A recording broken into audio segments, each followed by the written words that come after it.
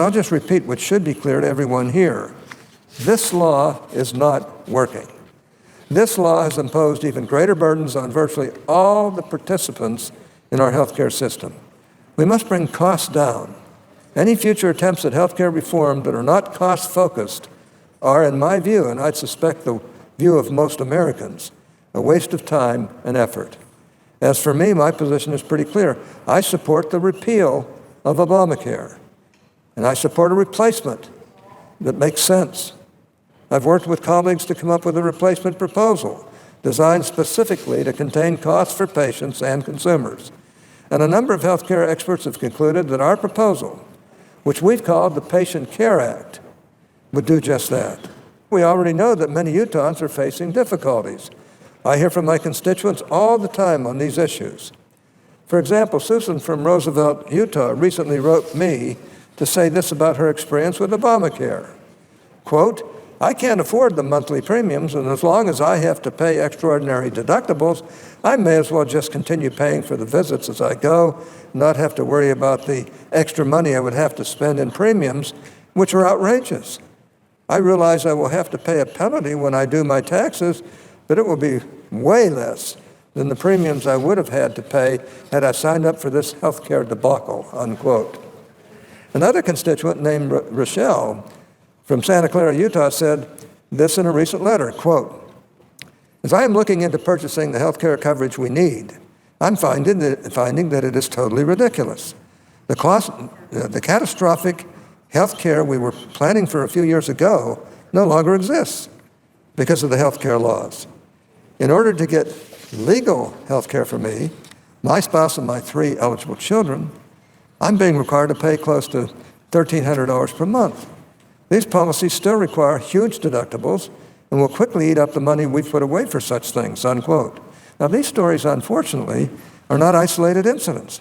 People throughout the country are growing more and more concerned about the cost of health care under the president's health law. Now, Mr. President, I rise once again to discuss the state of our nation's health care system and what we can likely expect in 2017 under Obamacare. This is a good subject following on to this judgeship discussion, because the Democrats are acting so offended and so mistreated when, I hate to tell you how we were mistreated time after time after time when we had Republican presidents. But let me just talk about what can expect in 2017 under Obamacare. However, before I delve into that discussion, I think it's important to provide a little context. Roughly 7.5 years ago, President Obama was sworn into office riding a wave of goodwill, optimism, and so many promises about what he was and was not going to do that it was difficult to keep track of.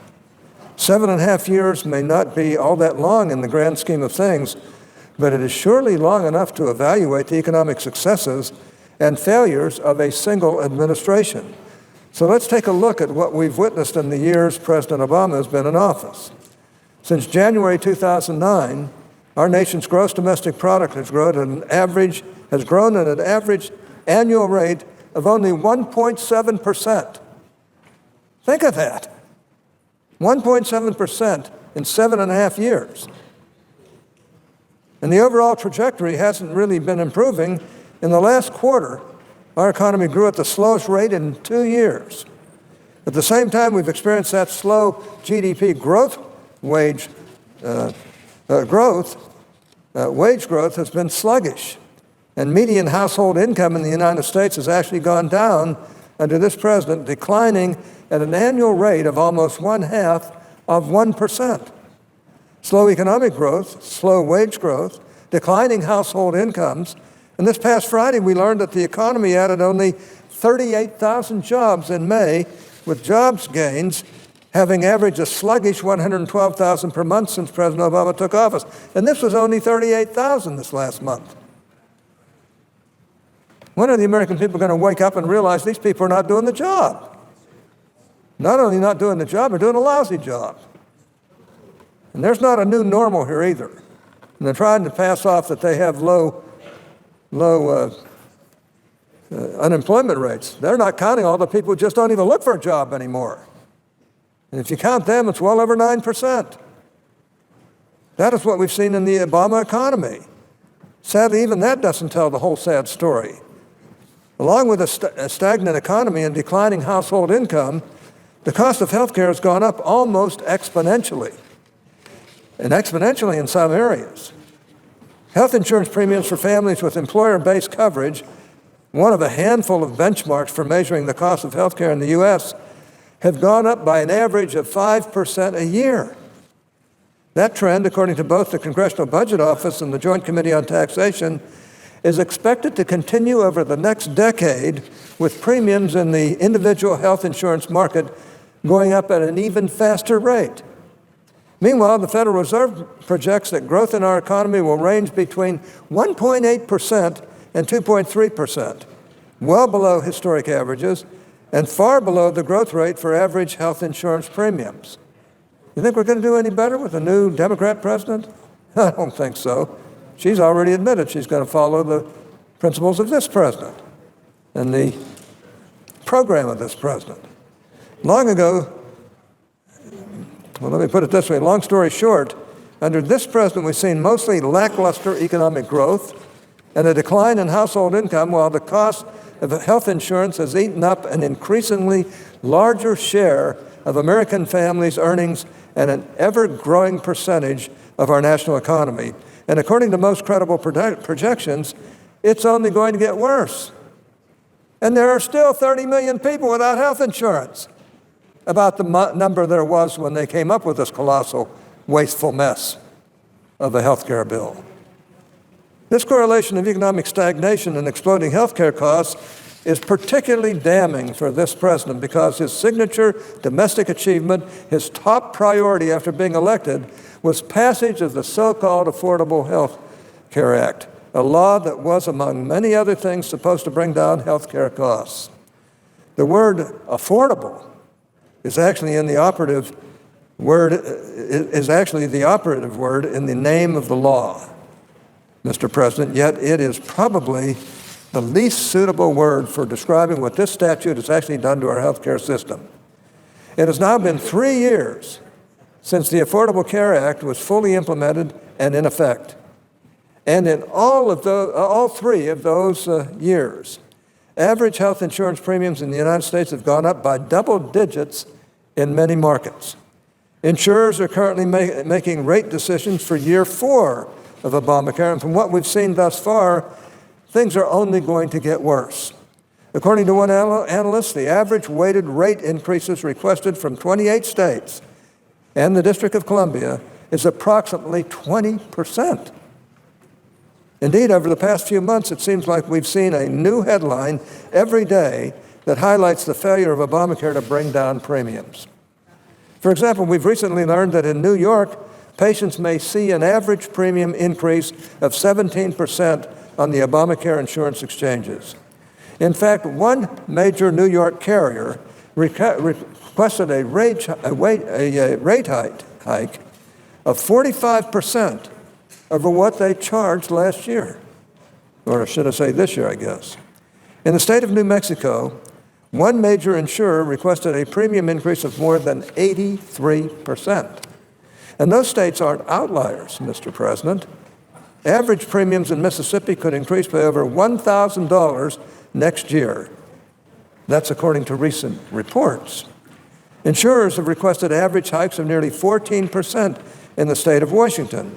A major carrier in New Hampshire just requested an increase of more than 45% for 2014.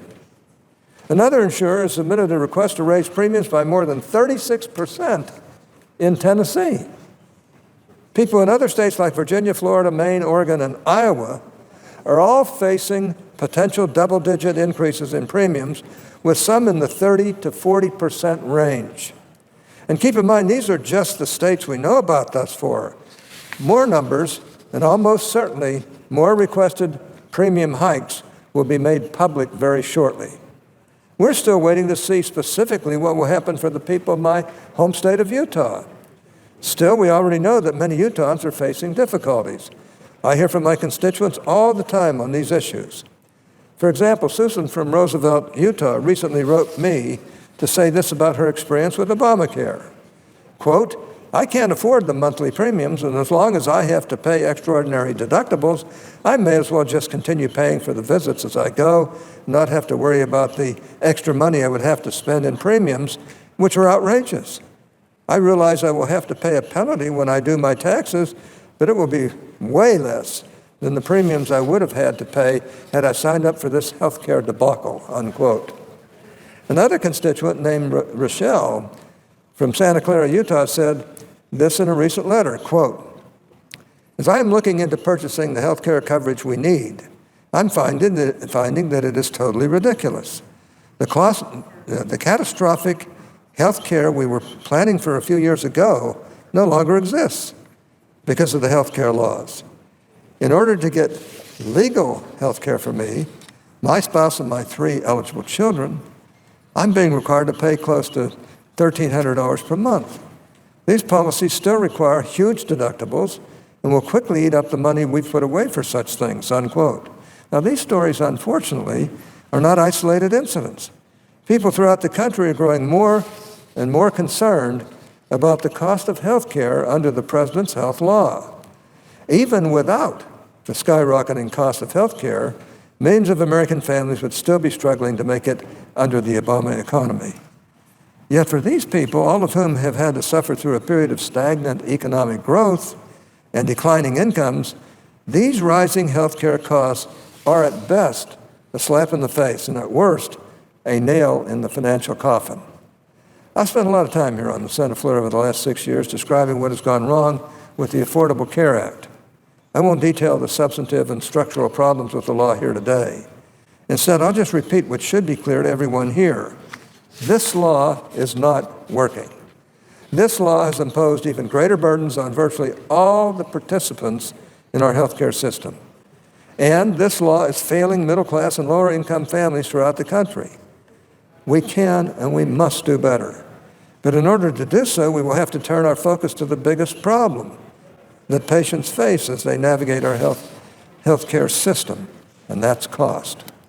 We must bring costs down.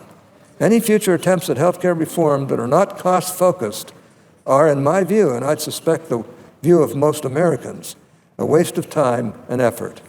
As for me, my position is pretty clear. I support the repeal of Obamacare, and I support a replacement that makes sense. I've worked with colleagues to come up with a replacement proposal designed specifically to contain costs for patients and consumers. And a number of healthcare experts have concluded that our proposal, which we've called the Patient Care Act, would do just that. There are, of course, other proposals out there. For example, I know that the House majority is working on a proposal, and I am anxious to see what they come up with. And as chairman of the Finance Committee, which has jurisdiction over many major aspects of our healthcare system, I have begun reaching out to stakeholders to discuss in more detail the current premium crisis and what needs to be done to address it. But let's be clear, to bring down these rising healthcare costs, we'll need significant buy-in from my friends on the other side of the aisle. And quite frankly, I don't know how any of them can read the recent news reports about premium hikes and hear the stories from their constituents about skyrocketing healthcare costs and think that Obamacare is working just the way it was supposed to. So as I've said before, my hope is that at some point, my colleagues on the Democrat side will begin to acknowledge the failures of Obamacare. At the very least, they should acknowledge that it has failed to bring costs down for patients and consumers and is, in fact, driving costs up. Until that acknowledgement comes, I plan to do all I can to make the case to the American people about the need for change and to work with anyone who's willing to put in the effort to address these monumental problems. I look forward to speaking more about these issues in the coming weeks and months. With all the economic struggles the American people, particularly those in the middle class and with lower incomes, have had to deal with under the Obama administration, the last thing families in the U.S. need is a continuation of the skyrocketing health premiums we've seen as a result of Obamacare. I plan to do all I can to reverse this trend. Now, I know that there are some on the Democratic side who from the beginning knew that it wasn't going to work, and then they would be able to throw their heads in the air and say, it's not working, we need to go to socialized medicine. or a one-size-fits-all federal government control of all health care in this country. Anybody who thinks that that's going to be a good system, oh boy, have I got a bridge to sell you. The fact of the matter is, as bad as our system was before, it was better than what this is. And we can make it better. But it's going to take Democrats and Republicans coming together in the best interest and get rid of the stupid politics involved to come up with a program that really will work for the American people. I can tell you this, the American people cannot live on the slow growth that's currently going on. And we can't compete with the rest of the world on the slow growth that is currently going on.